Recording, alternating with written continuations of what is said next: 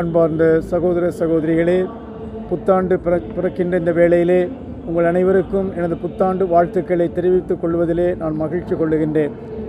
2023ஆம் ஆண்டை நிறைவு செய்து 2024ஆம் ஆண்டில் நாம் அடியெடுத்து வைக்கிறோம். இந்த வேளையிலே நாம் நன்றி உள்ளம் கொண்டவர்களாக, எதிர்பார்ப்பு உள்ளவர்களாக நாம் இருக்கின்றோம்.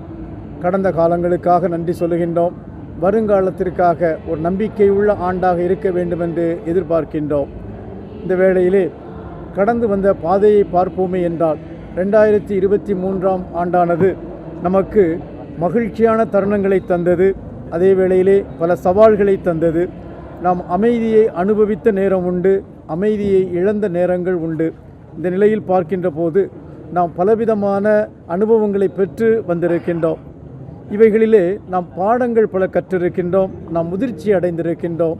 மெச்சூரிட்டி என்று சொல்லக்கூடிய அந்த முதிர்ச்சி அடைந்திருக்கின்றோம். வாழ்க்கை எப்போதுமே நாம் நினைப்பது போல் இருப்பதில்லை. எப்போதுமே மகிழ்வை கொடுப்பதல்ல.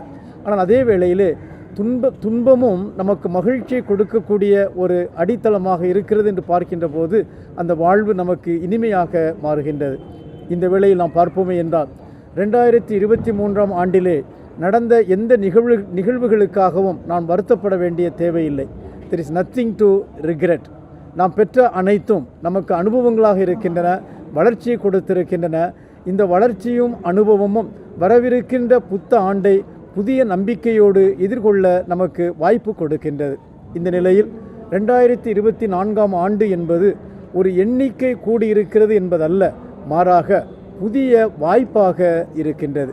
நமக்கு கடவுள் மீண்டும் ஒரு வாய்ப்பை கொடுத்து நாம் அவருடைய பிள்ளைகளாக வாழ, நம்மை ஆசீர்வதித்து வழிநடத்த இந்த ஆண்டை நமக்கு தந்திருக்கின்றார். நான் மற்றவர்களோடு சமமாக இருக்கின்றேன். மற்றவர்களுடைய நான் உயர்ந்தவனும் அல்ல, மற்றவர்களை விட நான் தாழ்ந்தவனும் அல்ல. இந்த நிலையோடு அந்த சகோதரத்துவ அன்பை, உறவை அந்த சமூகத்தில் கொண்டு வருவோமே என்றால் உண்மையிலேயே இந்த ஆண்டில் நாம் கொண்டிருக்கின்ற கனவு, நாம் கொண்டிருக்கின்ற எதிர்பார்ப்பு, நாம் இந்த ஆண்டிலே சாதிக்க விரும்புகின்ற அனைத்து திட்டங்களையும் ஆண்டவர் உண்மையிலேயே நமக்கு நிறைவு செய்வார். இறைவனுடைய அருள் நிறைவாக உங்களுக்கு இருக்கட்டும்.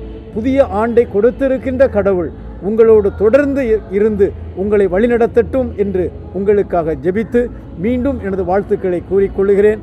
மனம் நிறைந்த புத்தாண்டு வாழ்த்துக்கள். செய்திகளை உடனுக்குடனும் துல்லியமாகவும் தெரிந்து கொள்ள சப்ஸ்கிரைப் பண்ணுங்க.